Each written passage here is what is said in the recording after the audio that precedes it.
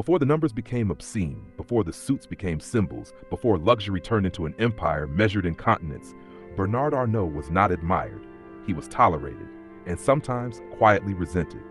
People like to pretend billionaires are born with confidence, that power feels natural to them.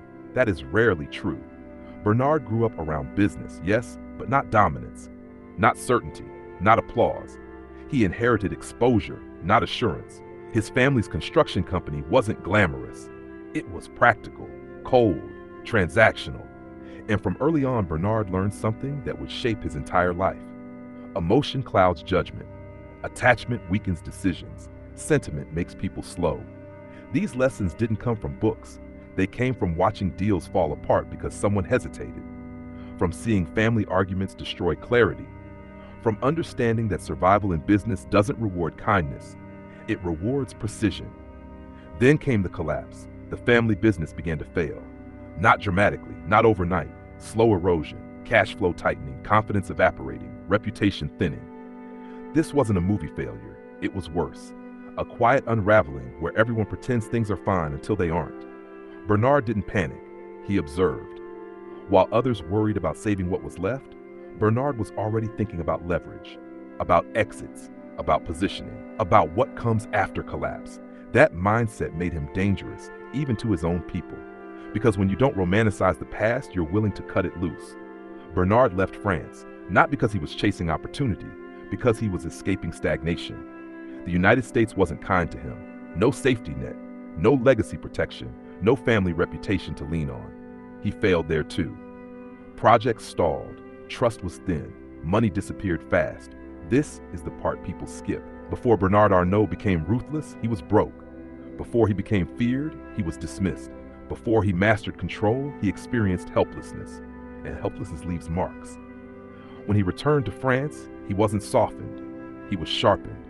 Then came the moment history would later sanitize, the acquisition of Boussac. People tell it like a clever turnaround. It wasn't. It was war. A dying company, a web of politics, cultural resistance, employees who saw him as an invader. And within Boussac lived Dior, not as a crown jewel, as a burden, unprofitable, sentimental, emotional. Most people would have tried to save everything. Bernard did the opposite. He cut relentlessly. Factories closed, divisions sold, jobs erased. People hated him for it. They called him cold, heartless, a butcher. They weren't wrong, but they misunderstood the purpose. Bernard wasn't trying to be cruel. He was trying to survive. Because once you've watched softness destroy a company, you stop confusing empathy with effectiveness. Dior survived because everything else died. That decision created a reputation Bernard would never escape. The man without sentiment, the man who kills emotion, the man who chooses control over consensus. And here's the truth, most biographies won't say out loud. Bernard Arnault did not build LVMH by inspiring people.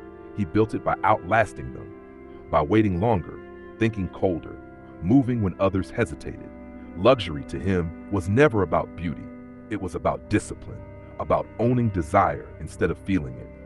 And that philosophy would shape the next 50 years.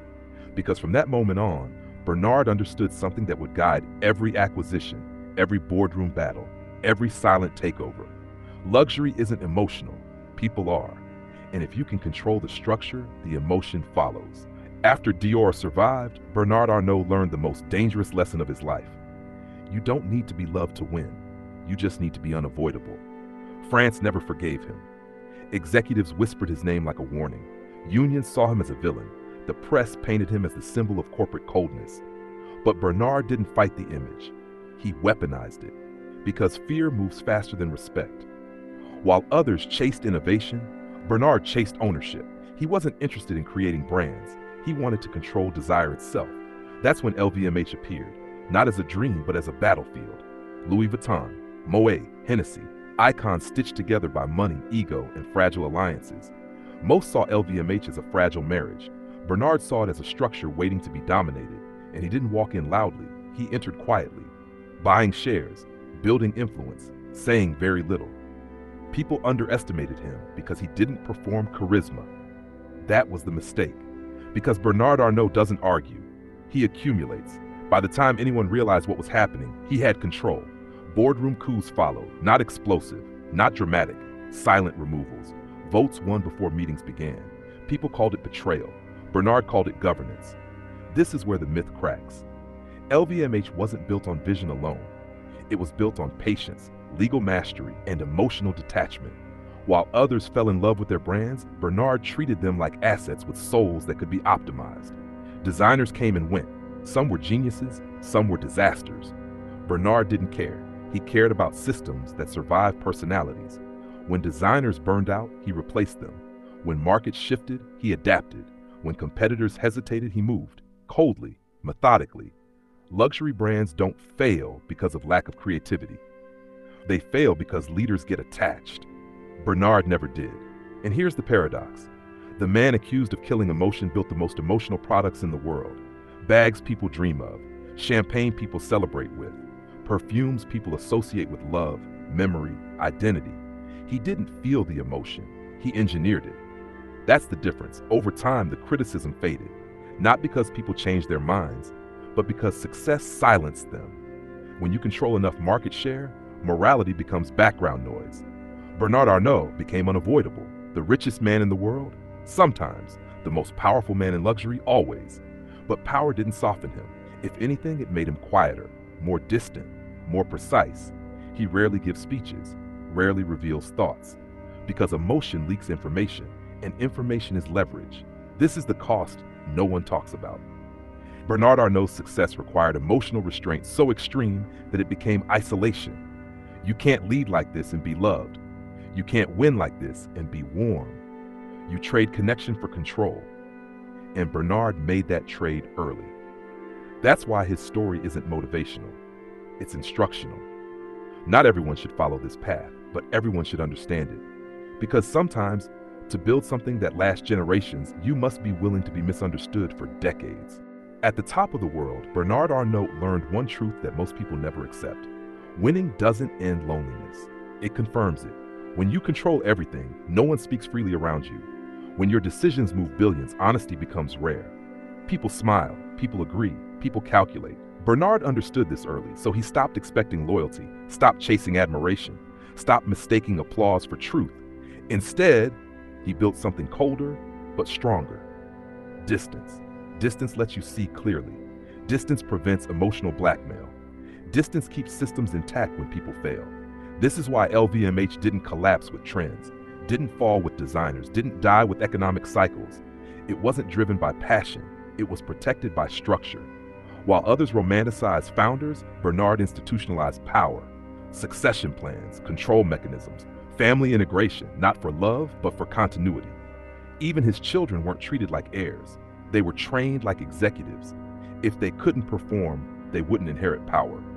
That's the final cruelty of his philosophy. Nothing is sacred, not even blood, if it weakens the system. And yet, this is why LVMH outlived rivals, outgrew empires, absorbed icons instead of competing with them. Bernard Arnault didn't build a brand. He built a machine that manufactures desire at scale, a machine that doesn't panic, doesn't rush, doesn't explain itself. That's why people misunderstand him. They look for warmth, for inspiration, for heroic speeches. But his story isn't about motivation. It's about control of self, the ability to ignore praise, absorb hate, delay gratification, choose logic over ego, protect the long game at all costs. That's the real price of the $100 empire. Not money, not stress, but emotional silence. So here's the lesson of EP25. If you want to be liked, don't lead like Bernard Arnault. If you want to be remembered, maybe don't either. But if you want to build something that survives you, you must be willing to. Be called cold, be misunderstood, be alone in decisions, and let results speak when you refuse to. Luxury is emotion, but power is restraint, and Bernard Arnault mastered it.